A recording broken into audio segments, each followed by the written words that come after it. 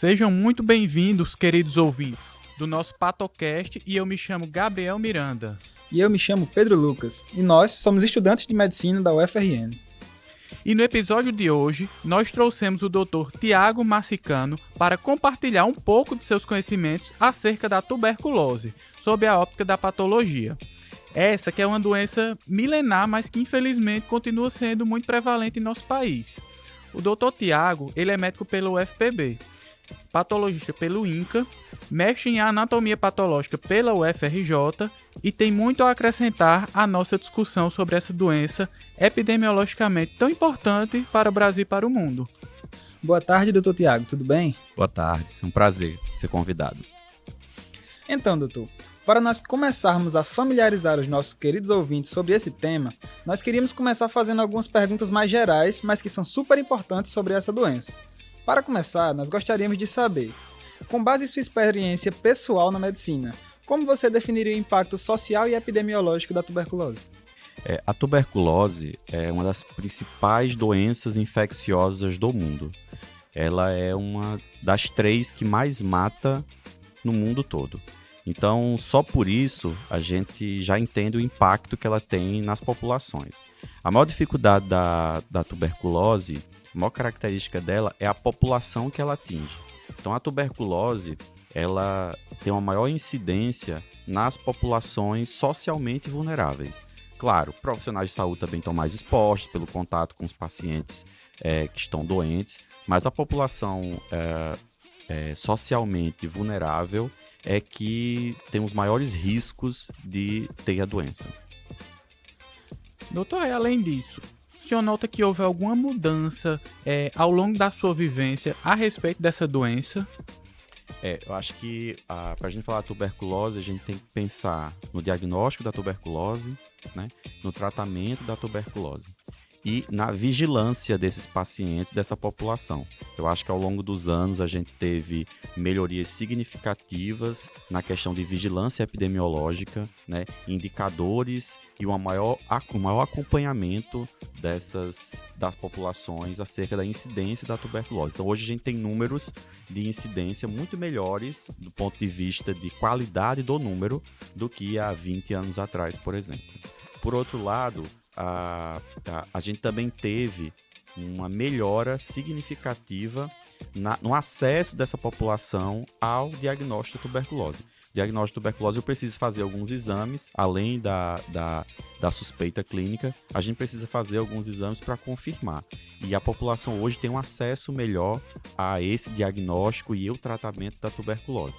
E o terceiro ponto é o próprio tratamento. Hoje a gente tem drogas muito melhores do que a gente tinha antigamente e que a gente consegue tratar e curar a tuberculose na grande maioria das vezes. Só que a gente tem umas dificuldades para esse tratamento, principalmente em relação ao tempo de tratamento para essa população, que é um tempo mínimo de 6 meses. Isso muitas vezes faz com que os pacientes eles abandonem o tratamento. Mas eu acredito que nos últimos anos a gente teve avanços, tanto do ponto de vista de vigilância epidemiológica, como do ponto de vista de acesso ao diagnóstico e ao tratamento dessa população. Entendi, doutor. Aí, como o senhor poderia resumir e definir o cenário atual dessa doença aqui na nossa sociedade? Como eu falei, a tuberculose ela é uma das principais causas de óbito de doenças infecciosas no mundo, né? Aqui no país, em 2023, a gente teve uma incidência de 37 casos para cada 100 mil habitantes, que é uma incidência bastante alta. A Organização Mundial de Saúde ela tem seus programas de metas para a saúde, e uma delas é em 2030 a gente baixar no mundo todo essa incidência para 10 casos para 100 mil habitantes. Então você tem 37 para 100 mil habitantes, que é o cenário de 2023, e uma necessidade de reduzir isso para 10. Esse 37 é uma taxa média que vem se mantendo ao longo dos anos. Então é um desafio muito grande você estar ano a ano na média de 30 a 37, 35, e você conseguir reduzir isso para 10 casos novos para cada 100 mil habitantes. Então acho que isso é um desafio local, nacional, muito importante para que a gente consiga melhorar o acesso dessa população. No país, em 2023, foram mais de 80 mil novos casos de tuberculose, né? E a gente sabe que a tuberculose, por ser uma doença infecciosa, ela tem uma condição de transmissibilidade, principalmente nas populações, como eu falei, mais vulneráveis. Então, você tem a população privada de liberdade, por exemplo, ela tem uma tendência mais... As taxas de incidência nos presídios, por exemplo, são bem maiores do que na população não privada de liberdade, né? Então, na população de rua também tem uma incidência maior por dificuldade de acesso a esse diagnóstico. E essa população, quando tem um diagnóstico de tuberculose, ela está transmitindo essa doença, né? E aí, essa transmissão dessa doença, enquanto ela não tem esse diagnóstico, é o que faz com que tenha a maior dificuldade de controlar essa taxa de incidência, de reduzir isso de 37 para 10 casos por 100 mil habitantes. Então a gente viu que essa doença tem um impacto social muito significativo. Então, para finalizar essa primeira parte do nosso episódio, a gente gostaria que o senhor fizesse uma breve revisão sobre essa doença. Por exemplo, qual é o agente causador, o quadro clínico, como é que ele se manifesta, assim, como é que ele evolui e o tratamento padrão. Só algo mais geral para a gente finalizar essa primeira parte. Então, a tuberculose é uma doença infecciosa causada por uma micobactéria chamada Mycobacterium tuberculose. Ele é o agente etiológico da tuberculose. Ele é um bacilo álcool-ácido resistente, e aí, quando ele infecta as pessoas, a principal forma de transmissão dessa tuberculose são por aerossóis, via respiratória, né? E aí, quando esse paciente está infectado, a manifestação clínica pode variar bastante. Ele pode ter um quadro latente, em que basicamente ele quase não vai ter sintomas, até uma fase mais ativa, onde os sintomas vão ficar bem exuberantes. E aí, os principais sintomas que a gente tem é a febre, né? A tosse persistente, aquela tosse que tradicionalmente a gente fala que dura mais que 3 semanas, uma tosse persistente, febre, perda de peso, sudorese, mas acredito que os principais sintomas é a tosse persistente e a febre nesses pacientes, e a sudorese. Então, esse é o quadro clínico do paciente com tuberculose pulmonar, né? Que é a principal forma de manifestação da tuberculose. Mas a tuberculose, ela pode infectar não apenas o pulmão, né? Ela pode comprometer não apenas o pulmão, mas os demais órgãos. E aí, dependendo do outro órgão que ela está acometendo, ela pode ter outros tipos de sintoma. O paciente pode ter uma infecção de tuberculose nas meninges, por exemplo. E aí, os sintomas que o paciente vai ter são outros, principalmente cefaleia, né? Pode ter vômitos, enfim. Ele vai ter sinais, sintomas mais neurológicos. Então, o principal quadro, manifestação clínica da tuberculose é a pulmonar, e essas são as manifestações clínicas. E para tratamento, por em geral ser uma bactéria mais resistente, o tratamento ele precisa ser feito com um leque de antibióticos. Não é só um antibiótico que a pessoa vai tomar, como nas infecções que a gente tem, sei lá, de garganta, as infecções de pele, que a gente consegue fazer um tratamento com um antibiótico único e esse paciente vai ficar curado. Para a tuberculose, não. Para a tuberculose, por essas micobactérias terem uma resistência natural maior, a gente precisa tratar com mais de uma droga. Então, em geral, são feitas 4 drogas, 4 medicações, 4 antibióticos, e esse tratamento ele dura por pelo menos 6 meses. E aí é que a gente tem aquela dificuldade de fazer com que o paciente ele cumpra esse tratamento de 6 meses, porque muitas vezes, logo no início do tratamento, quando é um paciente sintomático, os sintomas tendem a melhorar bastante no início do tratamento. E aí cabe aquele convencimento das equipes de saúde para fazer o acompanhamento direto, observacional desse paciente, para garantir que ele faça o tratamento completo pelos 6 meses. Para a segunda parte desse nosso episódio, doutor, nós gostaríamos de explorar a sua notável experiência com a patologia para discutir um pouco sobre o diagnóstico histopatológico da tuberculose.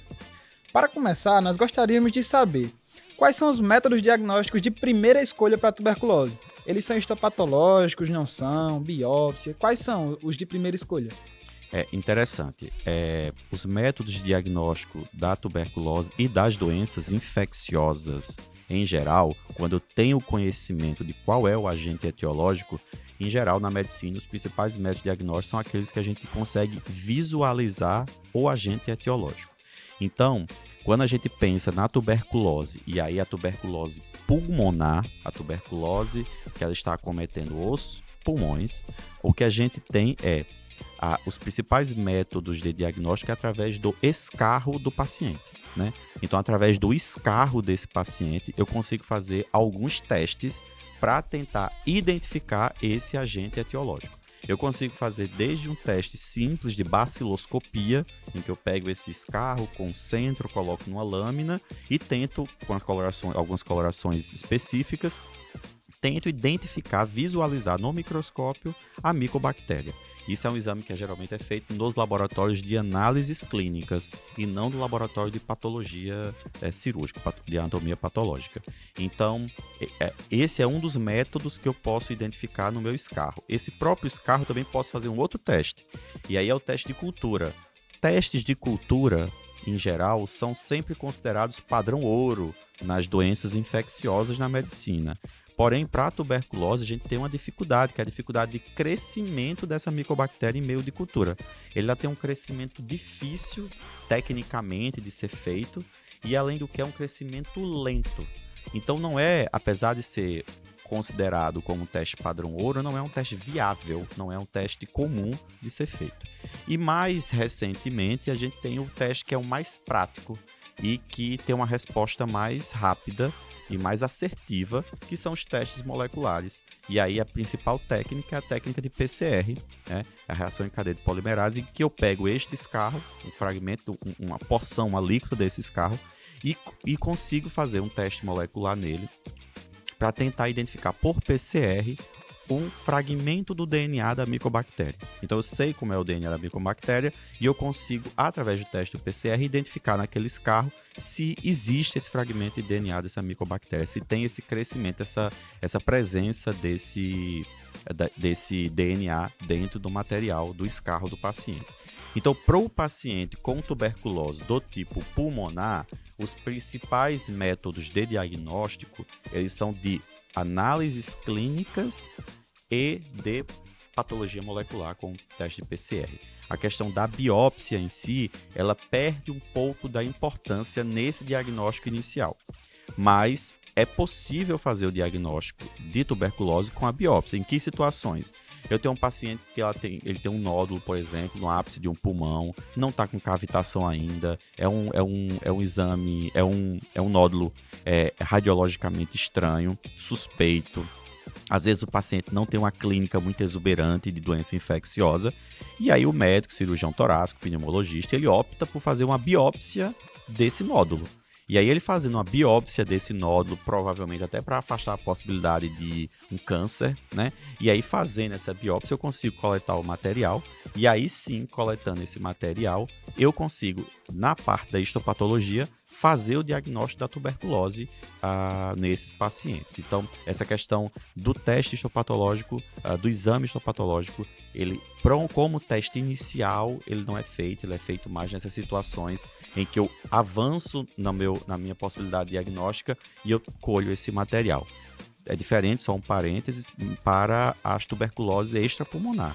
E aí a tuberculose extrapulmonar ela não tem um escarro, né? Então a tuberculose pleural, uma tuberculose benígena, uma tuberculose que está no baço, uma tuberculose que está no intestino. Então, para isso, em geral, a biópsia é que é o diagnóstico, é a forma que eu consigo coletar o material e tentar identificar esse bacilo.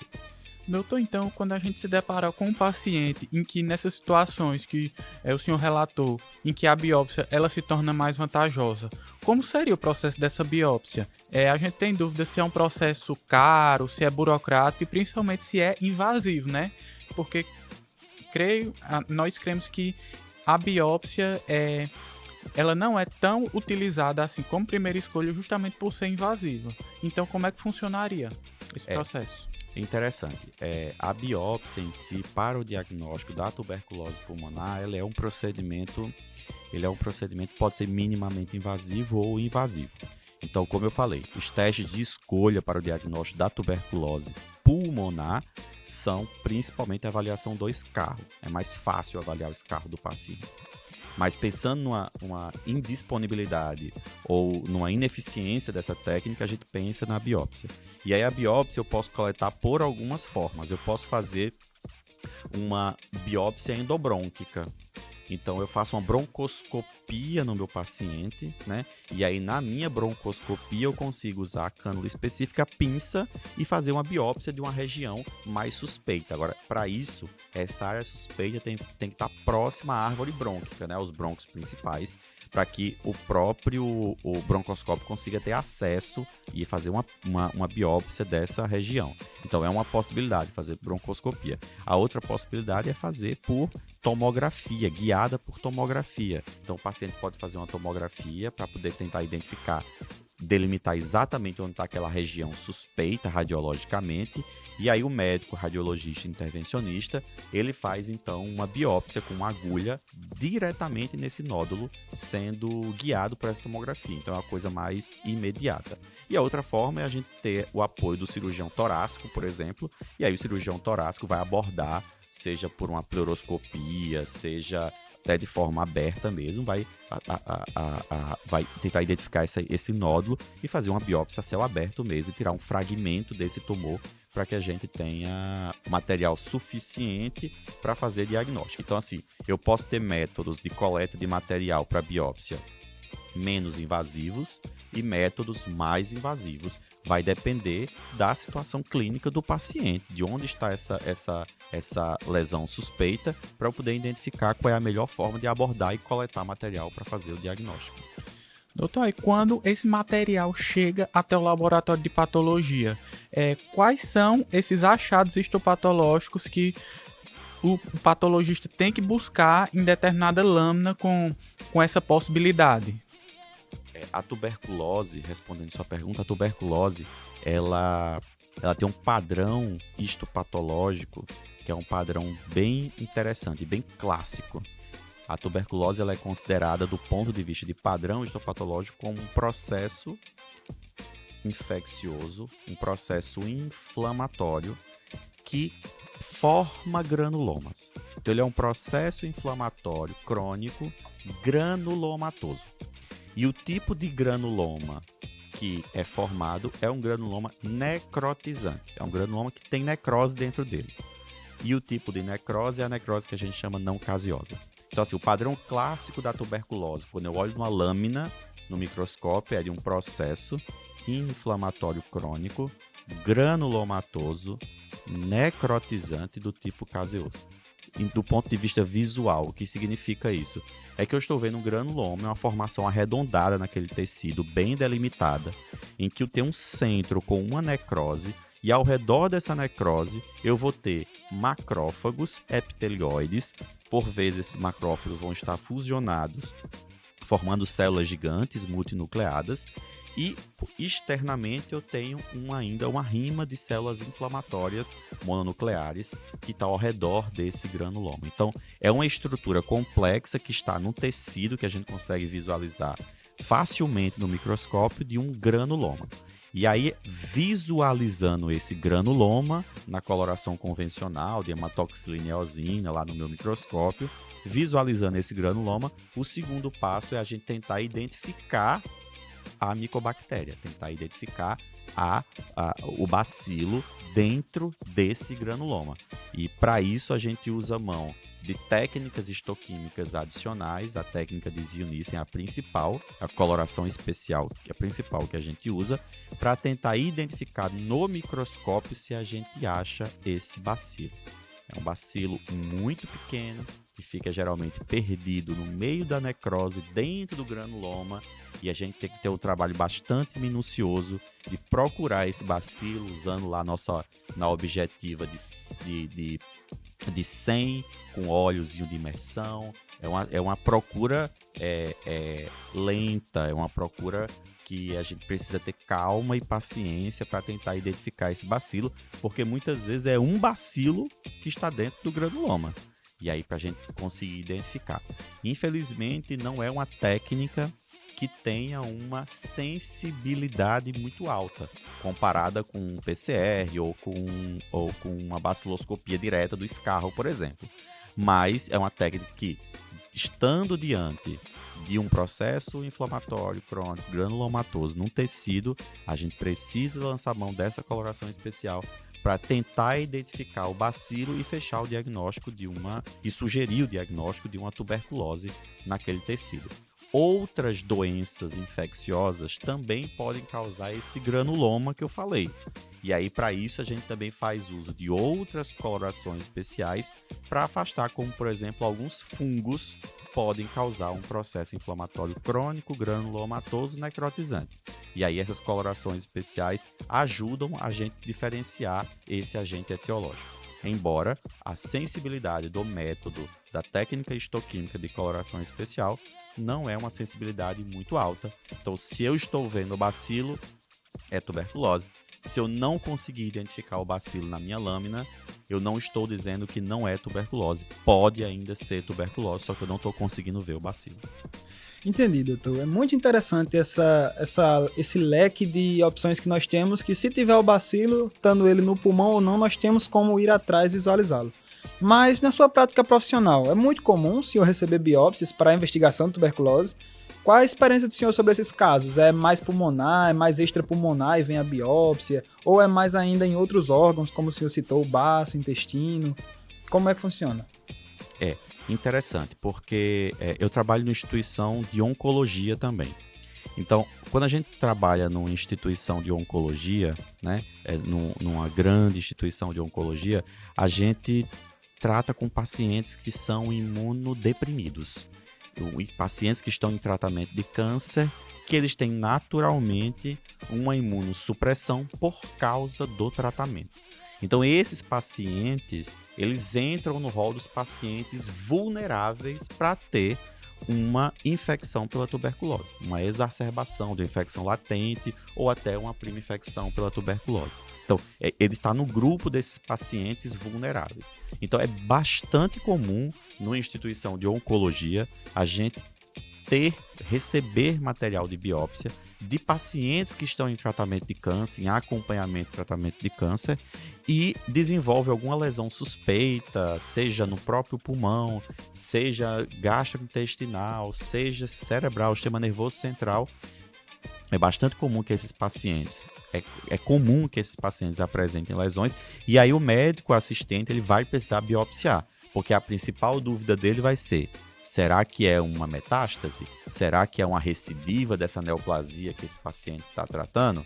E aí é bem comum esse paciente ser biopsiado e quando chega para a gente diz: isso não é câncer, isso é um granuloma, isso é um processo inflamatório crônico, granulomatoso, e provavelmente é decorrente de uma tuberculose ou algum outro agente infeccioso que a gente pode ir atrás. Então, é bastante comum a gente receber, numa instituição de oncologia como a Liga contra o Câncer, é bastante comum a gente receber essas amostras desses pacientes que são imunodeprimidos em virtude do tratamento oncológico e aí podem ser acometidos pela tuberculose.